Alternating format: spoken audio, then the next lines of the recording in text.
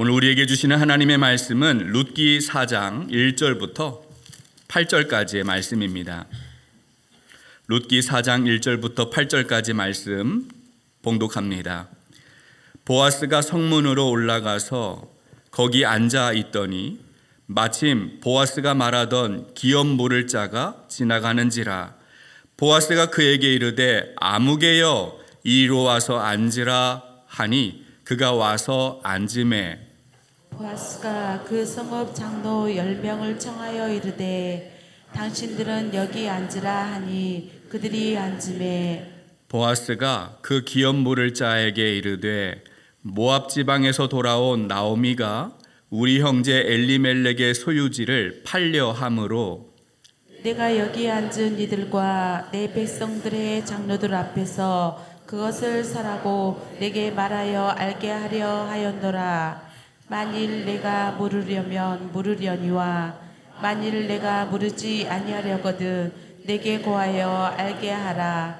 내 다음은 나요. 그 외에는 물을 자가 없느니라 하니 그가 이르되 내가 물으리라 하는지라. 보아스가 이르되 내가 나오미의 손에서 그 밭을 사는 날에 곧 죽은 자의 아내 모압 여인 룻에게서 사서 그 죽은 자의 기업을 그의 이름으로 세워야 할지니라 하니 그 기업 물을 자가 이르되 나는 내 기업에 손해가 있을까 하여 나를 위하여 물으지 못하노니 내가 물을 것을 내가 물으라. 나는 물으지 못하겠노라 하는지라. 옛적 이스라엘 중에는 모든 것을 물으거나 교환하는 일을 확정하기 위하여 사람이 그의 신을 벗어 그의 이웃에게 주더니 이것이 이스라엘 중에 증명하는 전례가 된지라. 이에 그 기업 물을 자가 보아스에게 이르되 내가 너를 위하여 사라 하고 그의 신을 벗는지라. 아멘. 지난주일 설교에서 보아스는 한밤중에 타작마당까지 내려왔던 모압 여인 룻의 청혼을 받았습니다. 보아스는 룻에게 감동했습니다. 룻이 원하는 대로 다 해주겠다 약속했고 하나님의 살아계심을 두고 맹세까지 했습니다. 그러나 이 두 사람이 결혼하기 위해서는 넘어야 할 산이 있었습니다. 보아스가 해결해야 할 문제가 남아 있었어요. 누군가를 위하여 기업 물으는 이는 순서가 있었습니다. 율법에 따라 가장 가까운 친척이 먼저 그 책임을 맡았어요. 따라서 보아스는 자신보다 가까운 사람에게 나오미와 룻을 위하여 그 기업을 물을 책임을 이행할 것인가 확인부터 해야 했습니다. 만약 그 사람이 책임을 지겠다, 내가 하겠다라고 나서면 보아스는 뒤로 물러나야 합니다. 오늘 성경은 보아스가 적극적으로 이 문제를 해결하는 장면이에요. 룻기 4장 1절의 말씀을 우리 한번 같이 읽어보겠습니다. 1절 말씀 함께 읽겠습니다. 보아스가 성문으로 올라가서 거기 앉아 있더니 마침 보아스가 말하던 기업 물을 자가 지나가는지라. 보아스가 그에게 이르되 아무개여 이리로 와서 앉으라 하니 그가 와서 앉으매. 보아스는 문제를 해결하기 위해서 성문으로 올라갑니다. 고대 이스라엘에서 성문은 소통과 왕래의 중심이었다고 합니다. 성문은 성읍 사람들이 많이 모이는 광장과 같은 장소였어요. 성문에서 경제적인 거래를 위한 시장이 열리기도 하고 서로의 의견을 주고받고 토론도 있었습니다. 때로는 이런 공동체 안에 법적인 문제가 발생하면 소송을 다루는 공개 재판이 성문에서 열리기도 했습니다. 따라서 보아스는 성문에 올라가는 것이 먼저 기업 물을 자 책임을 누가 맡을 것인가 공개적으로 확인하기 위해서 그런 절차로 성문에 올라가고 있는 것이죠. 보아스가 성문에 올라가서 앉아 있을 때 마침 보아스가 말한 우선순위에 있는 사람이 지나가고 있었습니다. 보아스는 그 사람을 아무개여라고 부르고 있습니다. 여러분, 아무개가 무슨 뜻입니까? 국어사전을 찾아보면 어떤 사람을 구체적인 이름을 부르는 대신에 그냥 이름을 부르는, 부르는 인칭 대명사가 바로 아무개예요. 히브리어 단어에는 펠로니 알몬이라는 단어를 사용하고 있는데, 이 단어는 어떤 불특정한 장소, 불특정한 사람, 명확하게 그 이름을 밝히고 싶지 않고 그 장소를 밝히고 싶지 않을 때 이 단어를 사용했습니다. 그러면 여러분, 왜 보아스는 그 사람의 이름을 부르지 않고 그냥 아무개여 이렇게 부르고 있을까요? 사실 이 기업물을 자의 책임은 이스라엘에서는 매우 중요한 역할이었어요. 아주 중요한 역할을 맡은 사람인데 그 사람의 이름을 밝히지 않는다? 이것은 부정적인 의미가 있는 것이죠. 이어지는 본문에서 우리가 확인할 수 있지만 보아스가 말했던 그 아무개는 나오미와 룻을 위하여 기업 물을 책임이 있었지만 그 책임을 다하지 않습니다. 아무개는 죽은 자의 기업이 끊어지지 않도록 그것을 잇는 자가 되는 일에 관심이 없었습니다. 여기에서 룻기가 말하고 있는 아주 중요한 신학을 하나 발견할 수 있어요. 책임을 다하지 않는 자의 이름은 그냥 아무개로 남는다라는 것이죠.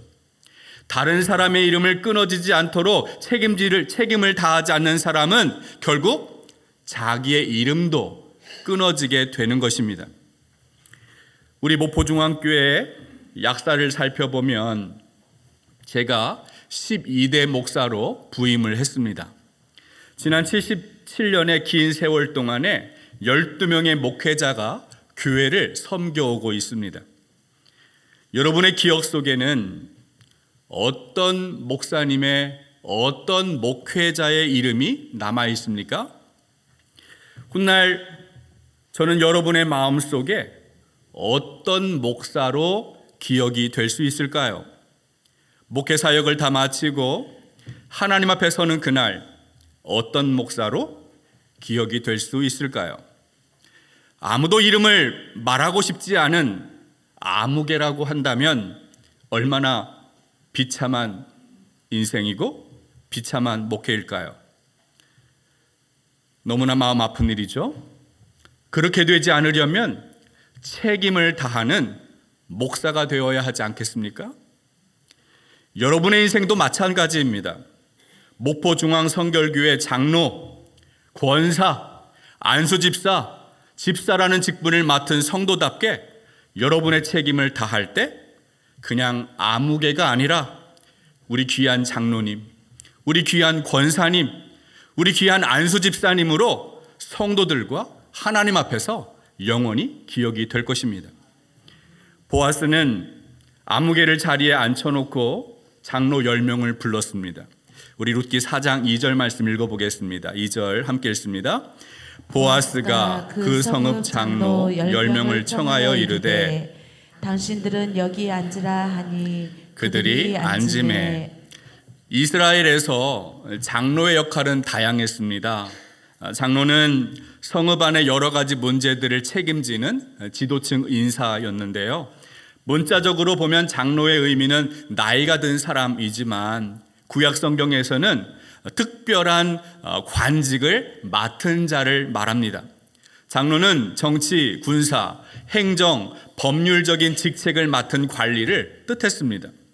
신명기를 보면 장로가 하는 일이 나와 있는데 마을에서 살인 사건이 벌어질 경우에 그 사람이 고의로 사람을 죽였는지 아니면 이렇게 실수로 죽였는지를 파악해서 그 사람을 도피성에 수용할 것인지 말 것인지를 결정하는 사람들이 바로 장로였어요. 또한 성읍 안에서 죽은 시체가 발견될 경우에도 장로가 적극적으로 이 문제를 해결했습니다. 그리고 부모에게 폐역한 자녀가 있을 때 부모는 성읍의 장로를 찾아가서 그 폐역한 아들을 장로들에게 신고합니다. 그러면 장로가 마을 전체 사람들을 불러서 그 아들을 심판하면서 그 마을에서 악을 제거했어요.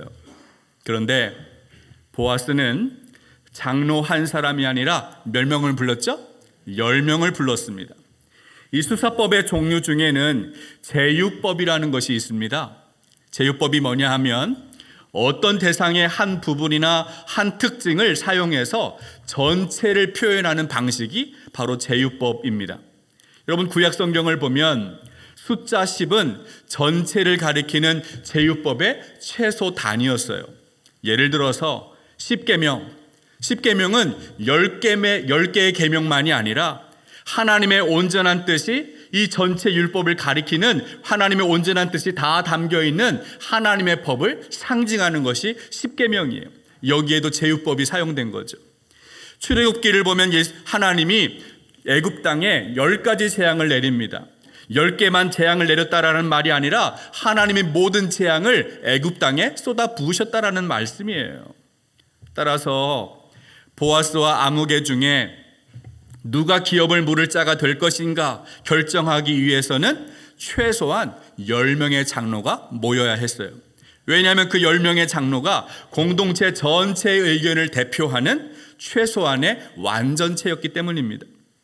보아스는 율법적인 판단과 결정을 내리는 최소한의 인원인 10명의 장로를 불러놓고 이제 절차에 따라서 진행을 합니다. 성문에 모여있는 사람들이 자리에 앉았을 때 보아스가 아무개를 향하여 기업물을 책임을 맡을 것인가를 묻습니다. 우리 3절과 4절의 말씀 읽어보겠습니다. 3절 4절 함께 읽습니다.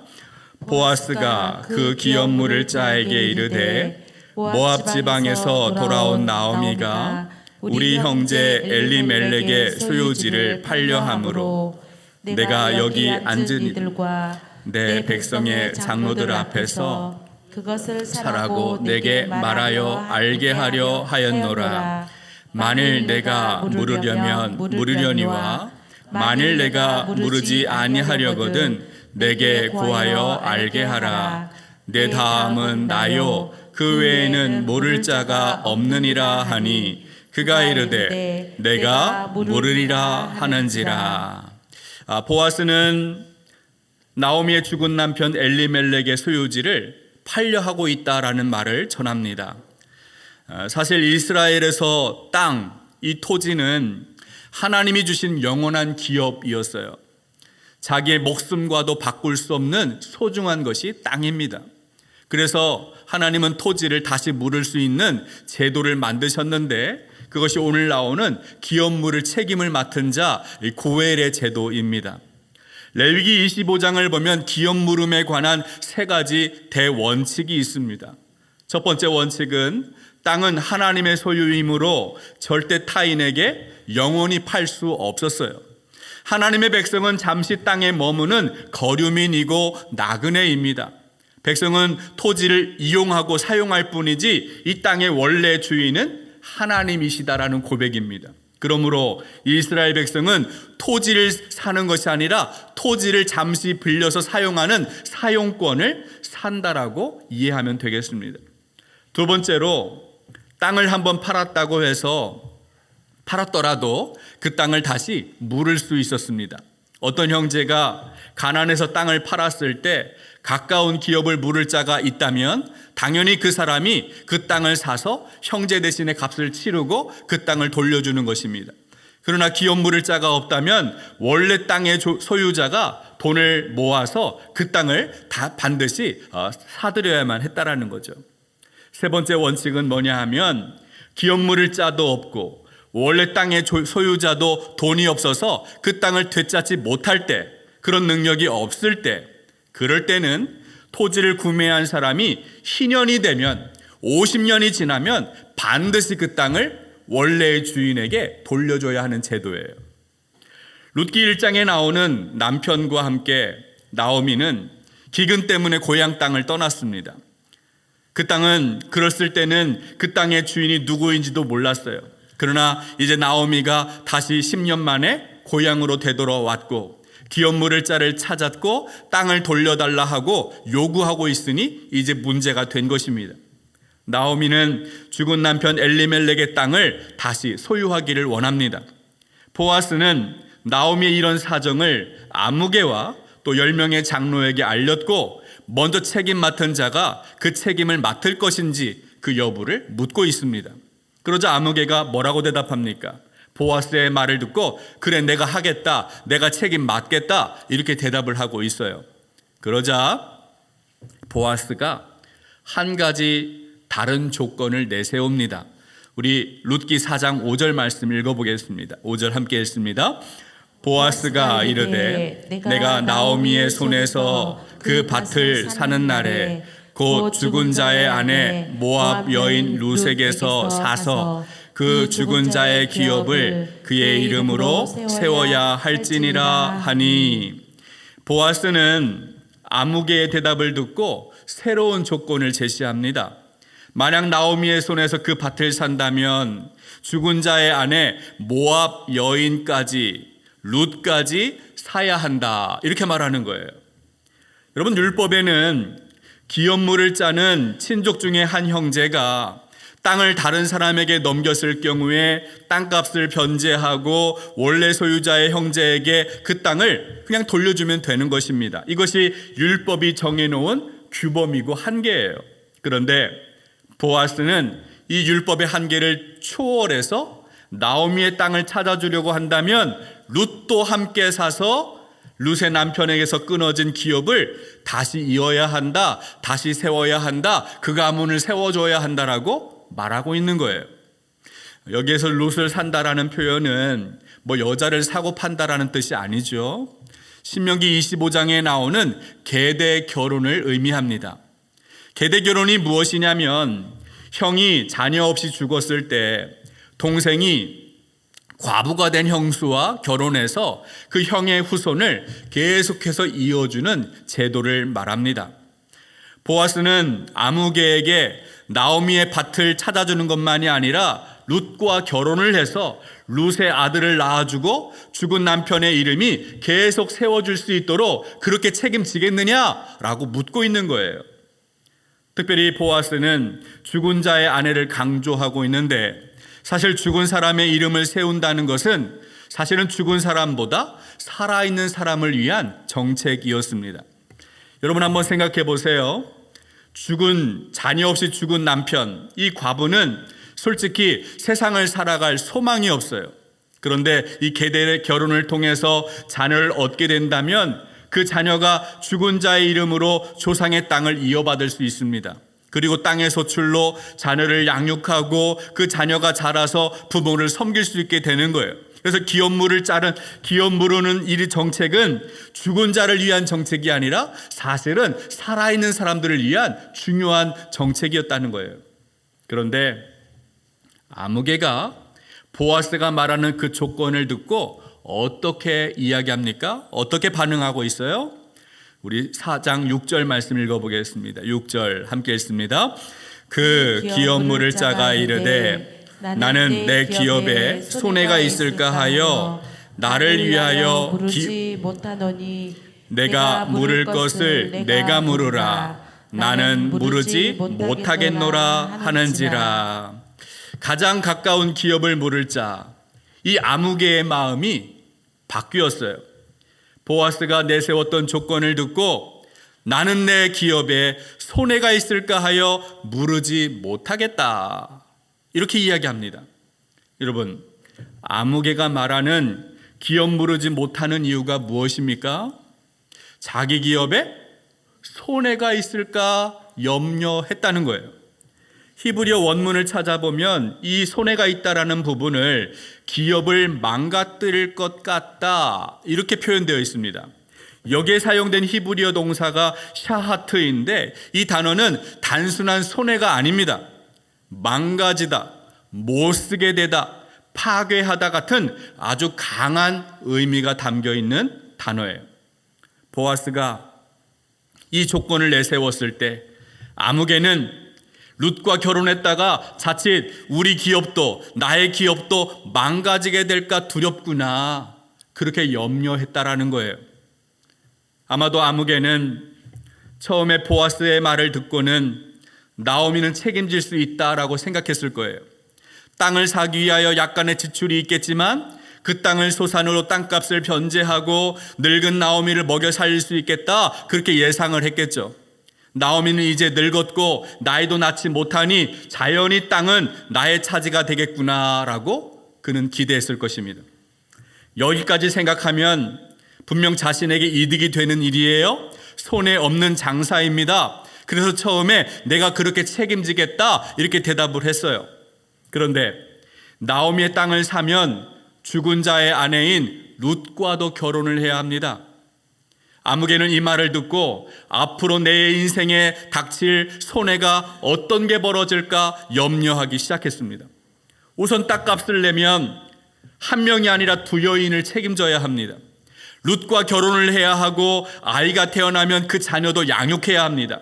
결국 땅은 엘리멜렉 집 소유로 남게 될 것이다 라고 생각하니 이것은 내가 했다가 손해가 끼치겠구나, 손해겠구나 생각하는 것이죠. 자칫 잘못하면 우리 기업도 망하겠구나 생각했어요. 그래서 나는 물을 능력이 없다라고 말하고 있습니다. 그리고 보아스에게 말합니다. 내가 물을 것을 너가 물으라. 무슨 말입니까? 나는 손해볼 자신 없으니 보아스 당신이 하세요. 이런 뜻이죠.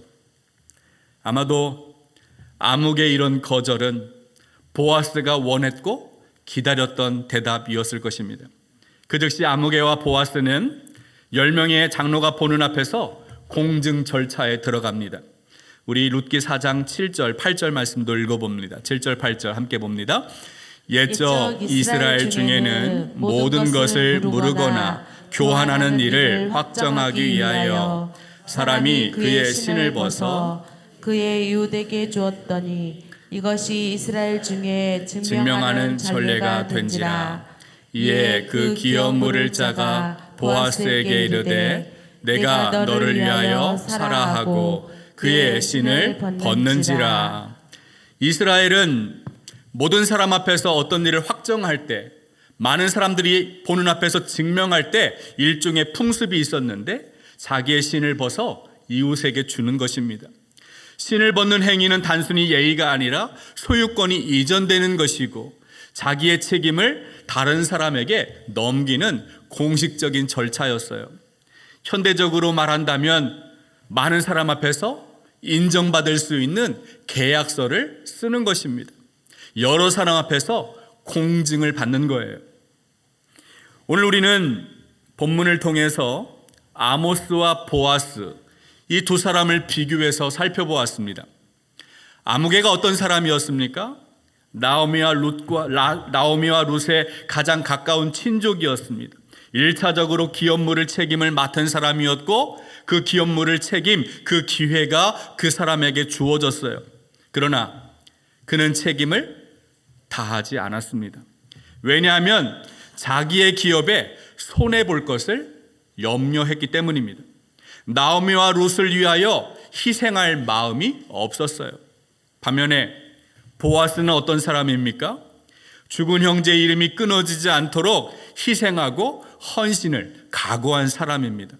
비록 자기 기업에 막대한 지출이 있고 손해가 볼 수도 있고 대가를 치러야 함에도 이방 여인과 결혼하면 가문의 영광이 아니라 가문의 오점이 될 수도 있는데도 하나님의 섭리에 순종합니다. 하나님 앞에서 했던 맹세를 지켰습니다.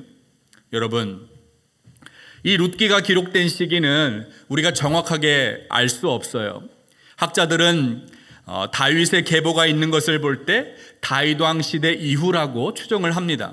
약 3000년 전의 이야기다라고 볼 수 있는데 이제 세월이 많이 지났고 우리는 지금 이 룻기를 함께 읽고 말씀을 나누고 있습니다.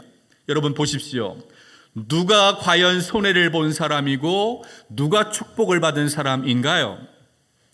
아무개는 책임을 전가한 이후에 이름조차 기억되지 않는 그냥 아무개로 남았습니다.